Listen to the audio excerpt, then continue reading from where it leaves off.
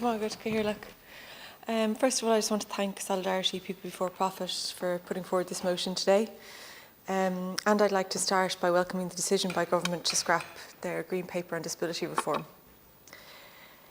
The proposals were highly insulting to disabled people and would have been a massive step backwards for disability rights.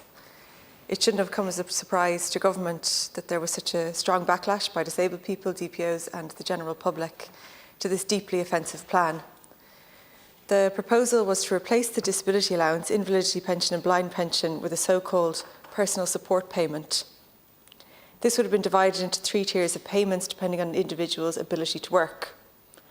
Under the plan, disabled people would have been subject to a medical assessment by employees in the Department of Social Protection and put into 3 separate categories. Those with no capacity to work to get slightly higher weekly payment, while others would have been expected to take up training or find a job. This proposal was a carbon copy of the discredited system that was introduced in the UK under austerity measures in 2008. Measures that were devastating for disabled people and for anyone in receipt of social welfare. I am so glad that the Government has made a U-turn on this proposal, but I think we need to be very clear, and I think it's very important to highlight the reality of what that approach would have meant. What that same approach meant for disabled people in the UK. Disabled people were presented as benefit cheats by a Tory government who pitted workers against those in receipt of social welfare payments. British media played up the myth that disabled people were not people in need of support, but just people chancing their arm. TV shows such as Benefit Street were responsible for spreading that deeply harmful and insulting misinformation.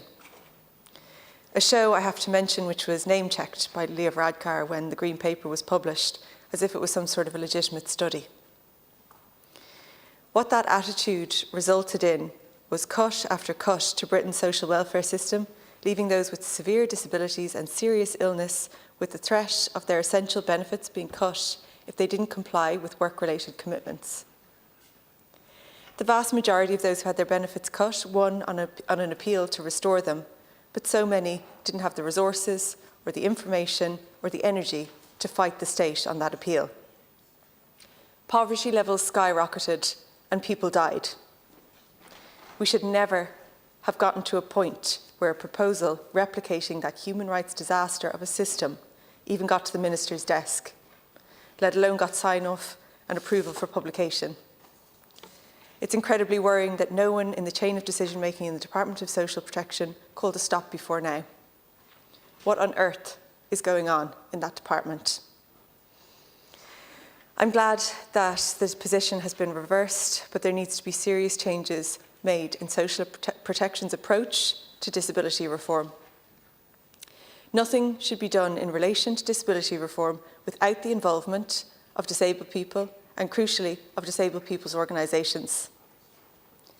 A Cabinet Committee is all well and good, but if we are serious about changing the attitudes and the process of departments and governmental bodies towards inclusion and accessibility, DPOs must be involved at every single stage.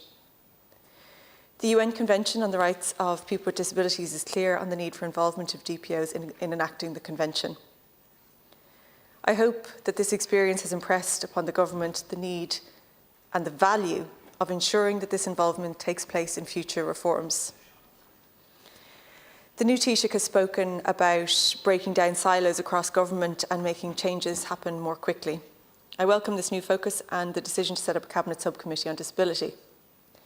But there have been a lot of Cabinet committees on a lot of different issues, and not many of them have produced any substantial change. What we need to know now is, what will this committee do? When are disability services going to match not only what disabled people need, but what they're entitled to as a right?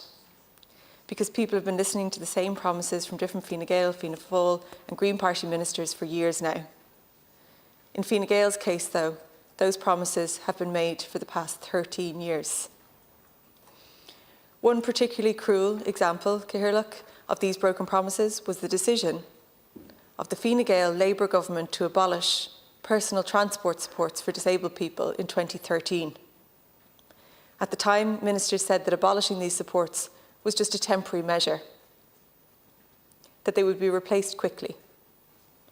More than a decade later, people are still waiting. Last year, the Ombudsman slammed this delay as shameful neglect. He said, "We do not need more committees or reports. We need clear leadership and action." Those words also fell on deaf ears in government. And in the meantime, people cannot rely on public transport for accessibility. The National Disability Authority's 2023 Wellbeing and Social Inclusion Report found that 53% of disabled people have difficulties accessing public transport, and that figure rises to 70% for wheelchair users. Transport, public and personal, is absolutely fundamental to enable people to live independently, to access employment, and to lower the risk of social isolation. Our public transport system is simply not accessible and it is not fit for purpose. How many times does it have to be pointed out before some actual action is taken? Minister, I'm sure you can understand why people might view these commitments with some kind of scepticism, because they've learned from bitter experience that often these promises amount to nothing. The committees, when they set up, are just talking shops. And that reports, when published, are never acted on. Minister, there's no great mystery about what needs to be done to improve services. There's no secret formula that you or a Cabinet Committee need to work out before taking immediate action. All you need to do is listen to disabled people, take the advice of your own expert reports and implement change. That latter part, implementation, is what has been missing. And it's the only thing that will actually make a difference. You don't have to wait any longer to take action. There are things government could do this week that would make a significant difference. You could recognise the cost of disability with the cost of disability payment. You could replace that personal transport support that Fine Gael abolished 11 years ago. You could provide actual pay parity for Section 39 workers, many of whom work in Children's Disability Network teams.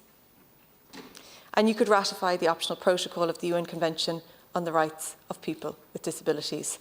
All of that could be done now. And you would have the support of the entire chamber.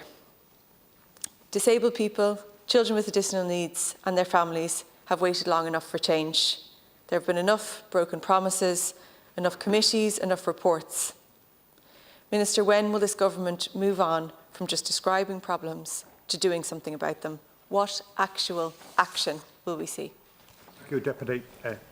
Deputy Sean.